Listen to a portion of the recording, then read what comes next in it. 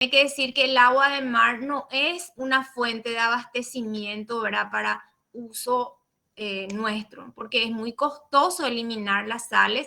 No se puede consumir el agua de mar por su excesiva cantidad. Acuérdense que tiene un 25% de sales disueltas. Eso es altísimo, ¿no? Una diarrea impresionante le va a dar a uno si toma esa agua. Bueno, por supuesto que hay métodos para desalinizar el agua de mar, ¿verdad? Uno de ellos era la ósmosis inversa que ustedes leyeron. Entonces acá tenía que haber sido agua subterránea, los pozos y el manantial que surge, ¿verdad? Y las aguas superficiales formadas por lagos, ríos, arroyos, ¿verdad? Embalses, se olvidaron de los embalses. Los esteros no son fuente porque había muchas respuestas esteros, no sé de dónde salió. Creería que embalse es lo que querían poner. Y también existen las aguas las fuentes meteóricas, ¿verdad? La lluvia. En el Chaco, por ejemplo, chicos, ustedes saben que el agua es escasa, ¿verdad? Y encima lo que hay es salada, porque el agua del Chaco es salada en muchas zonas, ¿verdad? Entonces ellos recolectan el agua de lluvia, ¿sí? Y se llama cosecha de lluvia. Entonces todas las casas, si alguna vez se fueron o si tienen la suerte de ir al Chaco, es muy lindo el Chaco, ustedes van a ver que las casas están preparadas, los techos están preparados para recoger las aguas de lluvia y eso lo lleva directamente a través de un filtro, ya pasa a unos tanques subterráneos que tienen la mayoría de las casas. Y de ahí, ¿verdad? Se bombea para su uso. Entonces se llama cosecha de lluvia. Es muy interesante su forma de obtener agua, ¿verdad? Entonces teníamos esas tres, ¿cierto? Subterráneas, superficiales y meteóricas también podían agregar. Los que no pusieron meteórica no les saqué puntos, porque en el material creo que no especificaba, no explicaba. Bueno, esto, acá las piloteadas no valieron puntos. Por ejemplo, el ponerme que el río corre y el lago no corre, chicos, esa no es una respuesta muy técnica para un alumno de ingeniería. Las características, nosotros estamos hablando de agua para abastecer, entonces las características de eso tienen que ir enfocado, ¿verdad? A cuál tiene más ventaja como fuente de abastecimiento. Y muchísimas respuestas muy bien también, ¿verdad? Por ejemplo, las aguas de río siempre son más turbias, ¿verdad? La temperatura varía mucho durante el año, depende mucho del clima. Las aguas de los lagos son aguas quietas, entonces permite sedimentar gran parte de los sólidos y resultan aguas, incluso la bibliografía dice, extremadamente limpias, ¿verdad? Depende mucho del lago, por supuesto, ¿verdad? Pero como están, son aguas que permiten sedimentar las impurezas, entonces las aguas del lago son de muy buena calidad. Salvo en las orillas, ¿verdad? Donde hay ciudades, etcétera, que puede estar muy contaminado. Entonces, acá muchas muy buenas respuestas y muchas respuestas muy guitarreadas, como se dice, ¿verdad? Y muchas respuestas también encontré donde me dicen que los lagos no son fuente de abastecimiento y sí son, chicos. Claro que sí. Hay ciudades que están sobre el lago, que es de ahí de donde ellos toman el agua, hacen el tratamiento pertinente y utilizan. Entonces vamos aprendiendo. Esto de completa las frases, yo le respondí que esto tenían que considerar como dulce, porque como acá habla de mar, entonces esto tal vez tendría que haber agregado acá dulces. Pero aclaré también con Anita para el otro grupo que estaba rindiendo.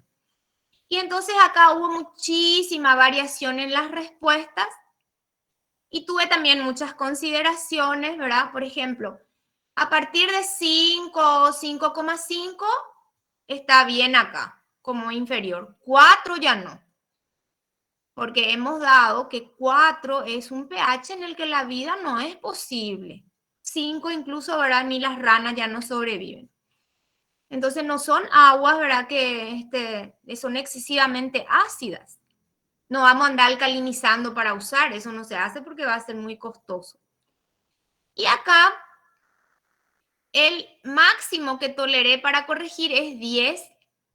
En realidad hasta 9 nomás dice la norma paraguaya, dice 5 a 9, chicos. 5 a 9.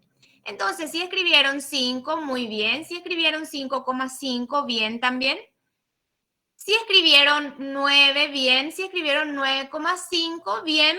Y hasta 10 le consideré porque tenemos aguas con pHs de 10, en donde se solicita a la entidad que controla, ¿verdad? Que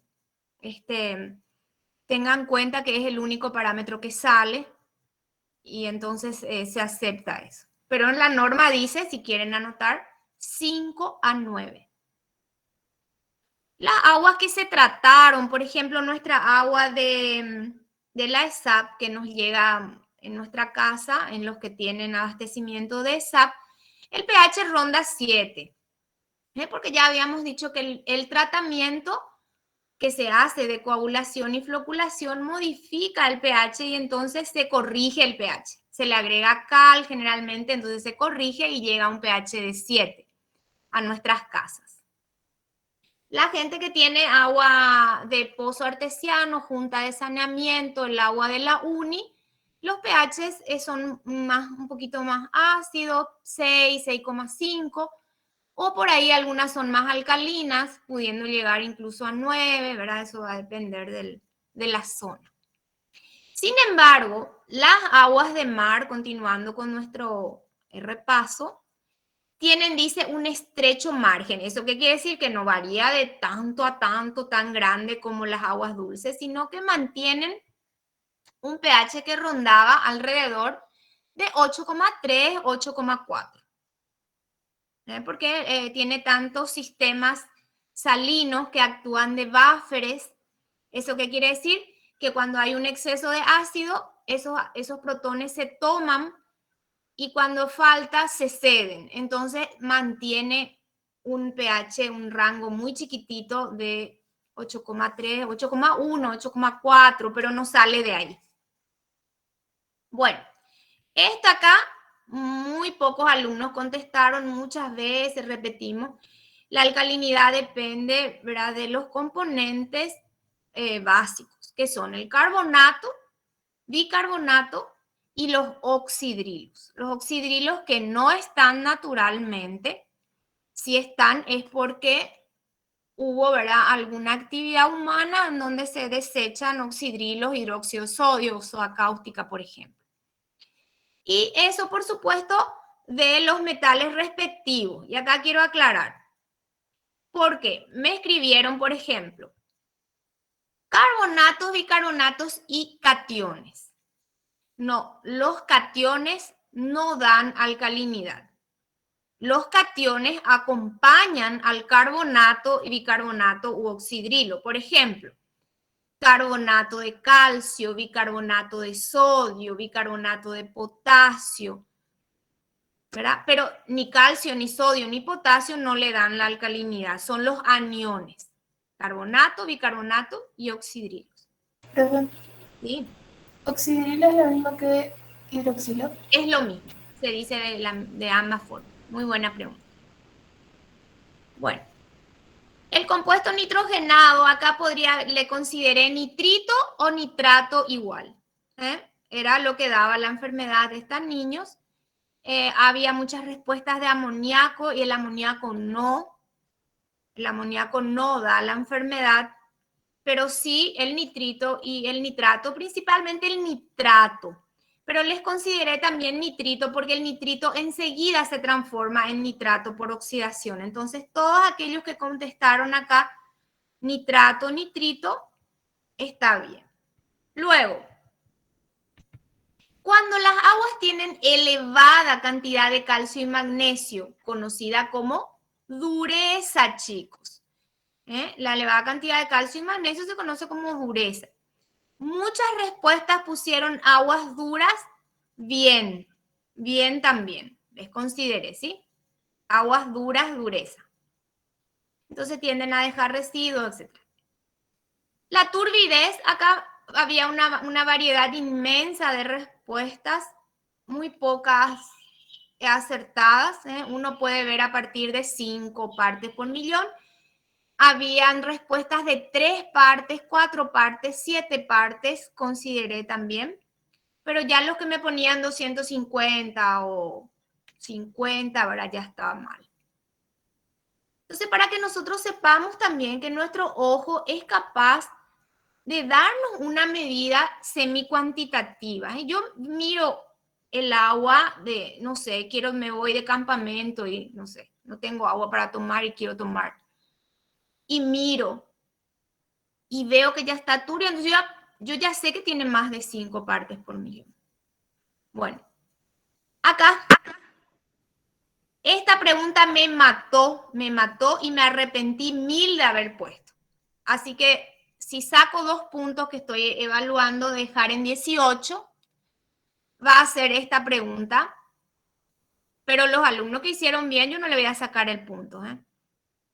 Porque, ¿qué información nos brinda? Dice, y todos pusieron que la conductividad es la medida de la conducción eléctrica. O sea, ambigua la respuesta, probablemente mi pregunta también sea ambigua, pero como yo tantas veces le repetí, tantas veces, pero ustedes no, en la clase no me escuchan luego, y igual en el laboratorio a toditos los grupos le dije, le dije, es una medida que la información que nos da, ¿para qué yo miro la conductividad? ¿Para saber que el agua conduce?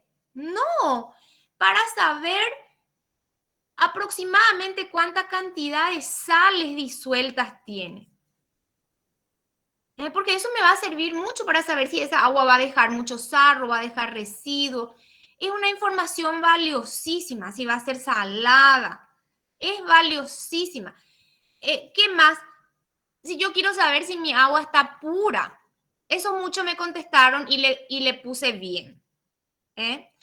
Muchos pusieron, ¿verdad? Para saber si el agua es pura, puesto que si no es pura va a tener conductividad bien. Todos aquellos que me pusieron que sirve para saber si el agua conduce, mal, porque me dio muchísima rabia, porque eso no es técnico.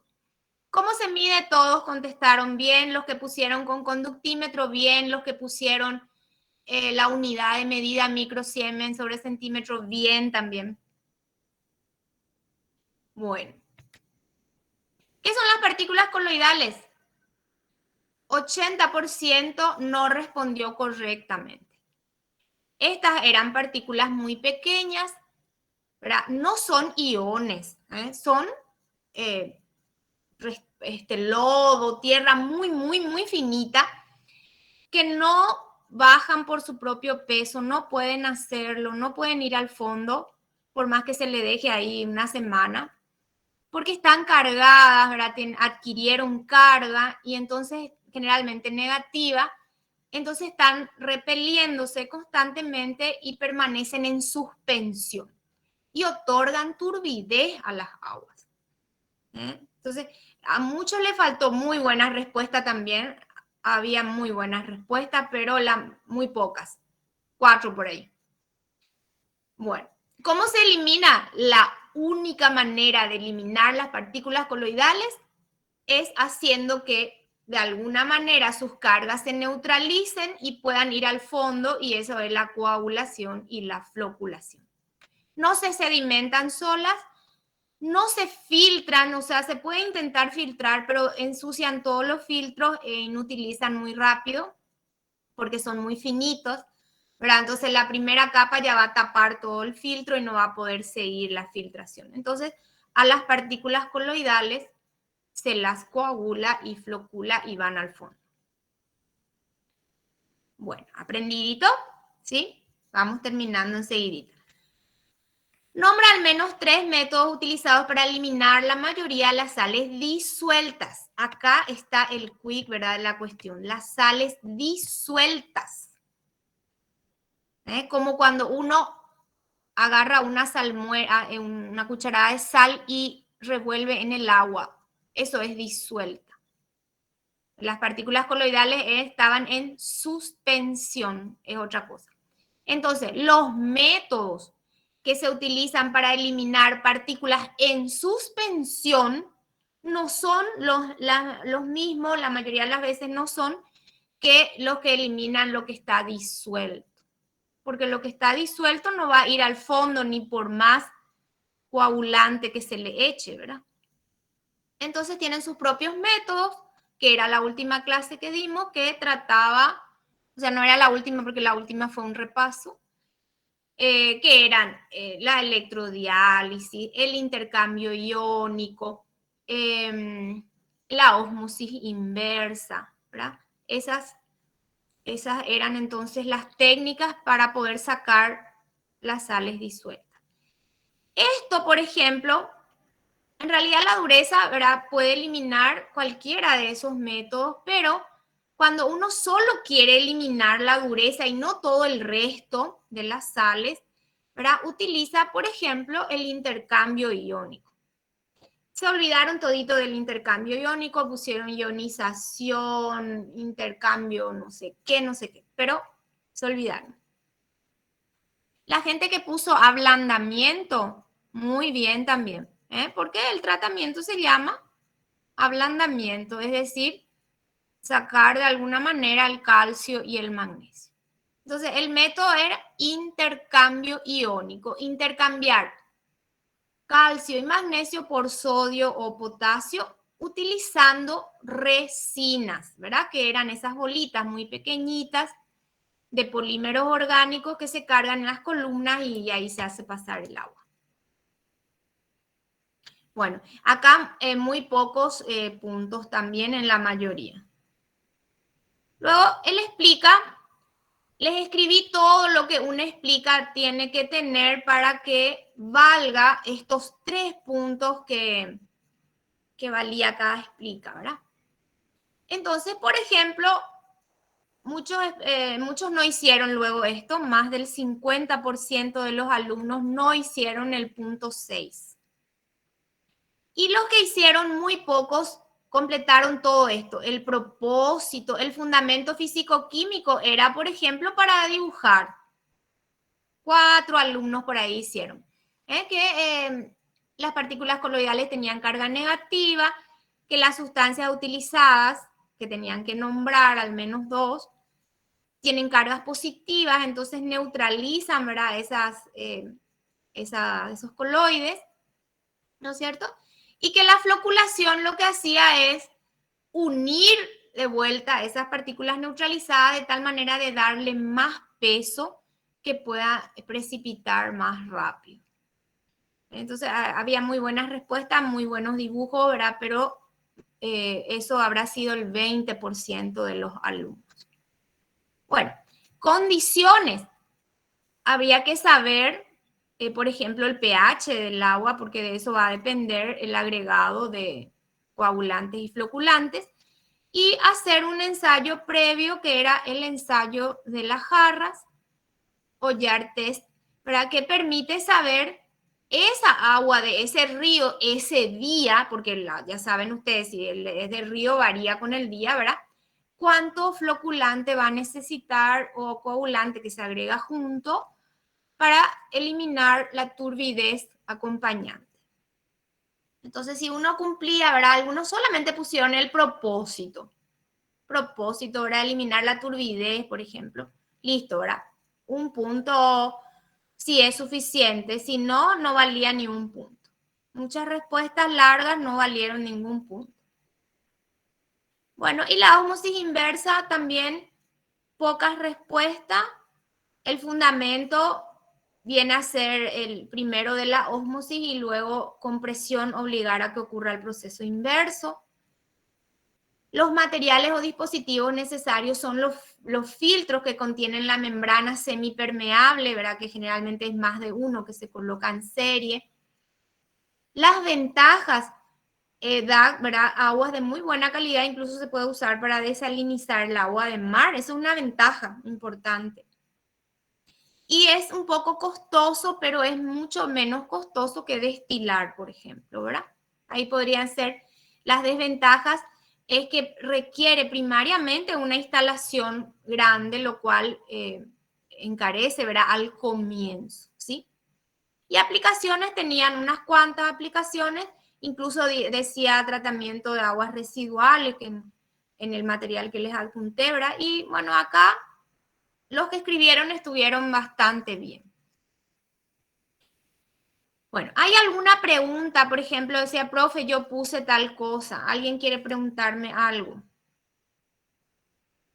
Profe, en el de completa el 3, creo, Sí. ¿cuál dijiste que era la respuesta? El ABC, este. Nitrógeno, sí, ese. Sí, ese. Nitrito o nitrato. Uno de ellos, Ah, ahí me pusieron los dos. o sea, si poníamos, por ejemplo, la sigla nomás de NO3 o NO2, Bueno, igual estaba bien. vos sos la única que pusiste. Vos sos la única. Y cuando vos escribiste, yo te dije, te falta el negativo y el negativo te dije. ¿Y qué vos hiciste? Acá arriba escribiste negativo, negativo. Bueno, pero te consideré. Ah, bueno, gracias. Es memoria que yo tengo, ¿verdad? Sí, profe, gracias. ¿Alguien más? Profe, ¿podría volver a mostrar el uno? Sí. Profe, la planilla que usted subió en el Classroom vendría a ser nuestras notas, ¿verdad? Es su puntaje.